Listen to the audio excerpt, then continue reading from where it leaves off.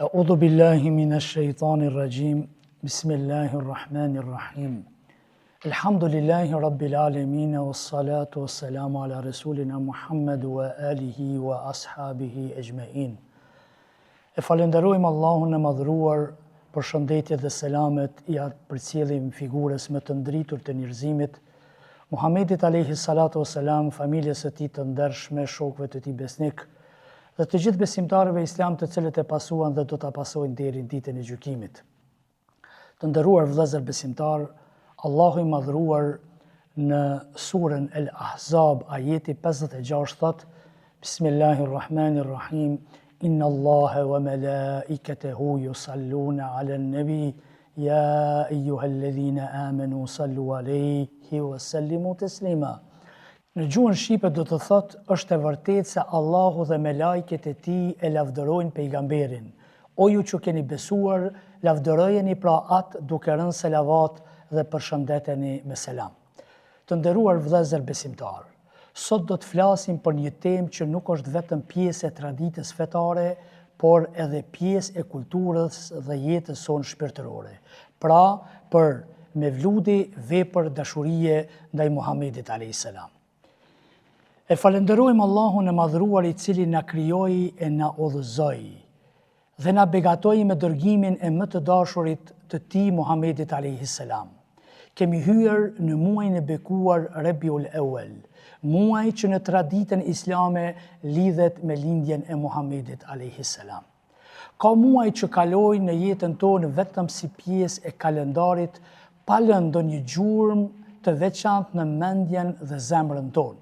Mirë po ka edhe muaj që sa herë rikthehen, zgjojnë kujtime të thella dhe sjellin mesazhe të mëdha dhe na ftojnë të rishikojmë marrëdhënien tonë me Allahun e madhruar dhe me pejgamberin tonë Muhammedin alayhis salatu wassalam. Një prej këtyre muajve është edhe muaji Rabiul Awwal, muaj në të cilin lindi pejgamberi ynë Muhammedi alayhis salam. Pra, me lindjen e tij filloi një kapitull i ri për njerëzimin. Muhamedi alayhis salam nuk ishte vetëm një njeri i madh apo një udhëheqës i shuar, por mbi të gjitha ai ishte i dërguari i fundit i Allahut xhaleshanuhu, më i zgjedhuri i tij dhe më i dashuri ndër njerëz. Përmes tij, Allahu xhaleshanuhu përmbylli vargun e shpalljeve hynore.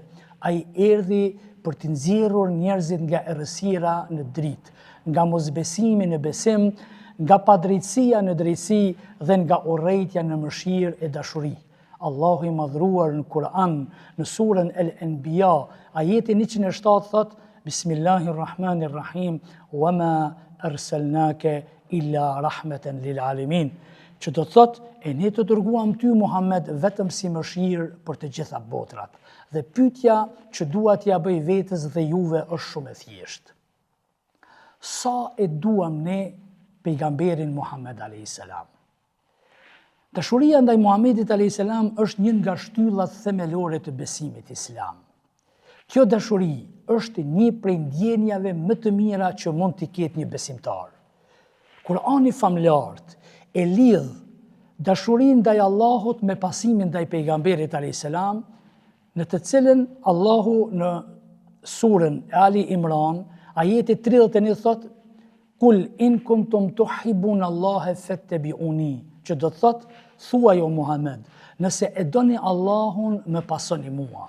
Nga ky ajet kuranor, kuptojmë se dashuria e vërtetë ndaj pejgamberit Muhammed alayhis salam nuk është vetëm ndjenjë që e shprehim me fjalë, apo sa herë e përmendim emrin e tij, e sa herë bim salavat, por mbi të gjitha është sa i jetësojmë mësimet e tij në jetën tonë, pra me sjelljen, moralin, edukatën dhe mënyrën e jetës sonë.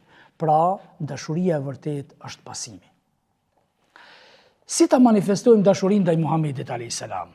Të nderuar besimtar, që nga koha e sahabëve e deri te brezat e sotëm, muslimanët e kanë shprehur dashurinë ndaj pejgamberit ton Muhamedit alayhis salam në forma dhe mënyra të ndryshme.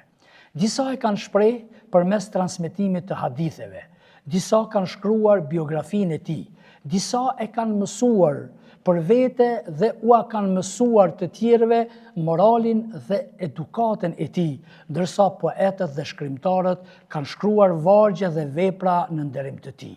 Në këtë traditë të dashurisë dhe nderimit hyn edhe Mevludi. Çfarë është Mevludi?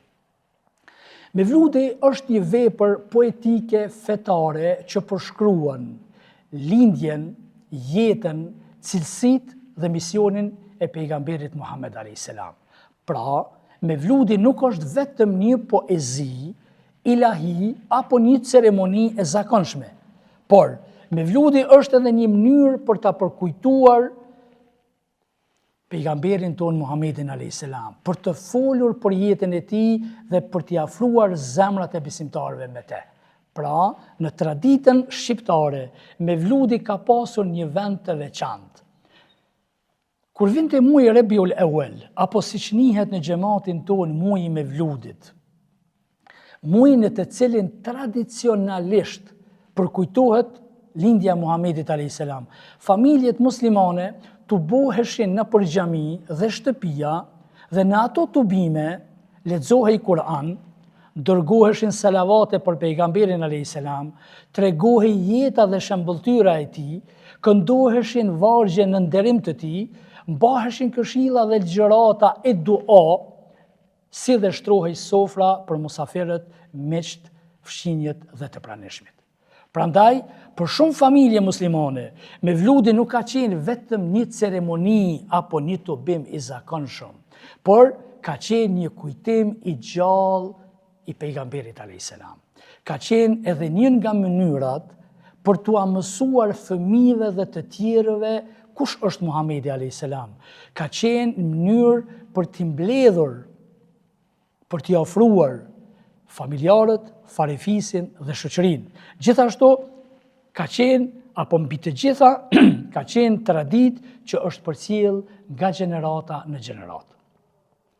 Po e tham një nga përvojat e mia shumë vjeçare si në detyrën e imamit. Muaji i Mevludit ka qenë gjithmonë një muaj i veçantë. Sa herë që vinte ky muaj, pothuajse i gjithë muaji më gjente në aktivitete, në xhamate, në shtëpia, në tubime, me një atmosferë shumë të ngrohtë familjare, gjithsesi me salavate, me Kur'an dhe biseda fetare. Pra, ishte një periudhë jo e lehtë, mirë po ishte e kënaqshme.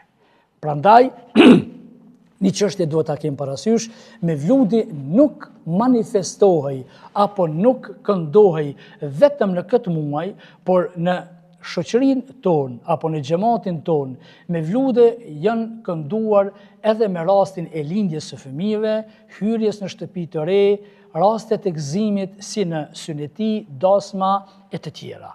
Lirisht mund të themi se Mevludi ka qenë pjesë e jetës së muslimanëve shqiptarë, që nga momentet e gëzimit familjar deri te momentet e reflektimit shpirtëror. Mevludi, një mënyrë e njohjes së shëmbulltyrës së Muhamedit a.s. Një prej qëllimeve kryesore të një tubimi të Mevludi është kujtimi dhe afrimi me mësimet dhe shëmbulltyrën e Muhamedit a.s. Allahu i madhruar në Kur'an në surën Al-Ahzab, ajeti 21 thot: Bismillahirrahmanirrahim, laqad kana lakum fi rasulillahi uswatun hasane, që do thot, ju e kishit shembullin më të mirë në të dërguarin e Allahut xhaleshanuhu. Pra, një gjë duhet ta kemi shumë të qartë. Muhamedi a.s. nuk ishte vetëm një pejgamber që na e solli shpalljen. Ai ishte mësuesi ynë, udhërrëfyesi ynë dhe shembulli më i mirë i njerëzimit. Ai na mësoi si ta adhurojmë Allahun, ai na mësoi si t'i respektojmë prindërit, ai na mësoi si t'i edukojmë fëmijët, ai na mësoi si të sillemi me të varfërit dhe ai na mësoi si të jemi të mëshirshëm. Nga kjo që u tha kuptojmë që qëllimi i manifestimit të Mevludit nuk është vetëm të flitet për Muhamedit a.s., por ta bëjmë jetën tonë sa më afër mësimeve të tij. Pra, ta pasojmë traditën e tij. Shtrohet pyetja, sa po e pasojmë dhe sa po jetësojmë mësimet e pejgamberit a.s. Të nderuar besimtar, ai na mësoi drejtësinë, le të jemi të drejtë. Ai na mësoi faljen, le të dim të falim të tjerët. Ai na mësoi respektin, le të respektojmë njëri tjetrin. Thjesht, le të jetësojmë fjalët e tij praktik për dishmëri, familje dhe në shoqëri. Dhe në fund, e lut Allahun xhaleshanuhu që të na shtoj dashurinë për Allahun dhe të dërguarin e tij, dhe inshallah Zoti na mundson që në ditën e gjykimit të jemi prej atyreve të cilët do ta fitojmë shefatin e tij në saje të respektit dhe dashurisë ndaj pejgamberit sallallahu alaihi wasallam. Wassalamu alaikum wa rahmatullahi wa barakatuh.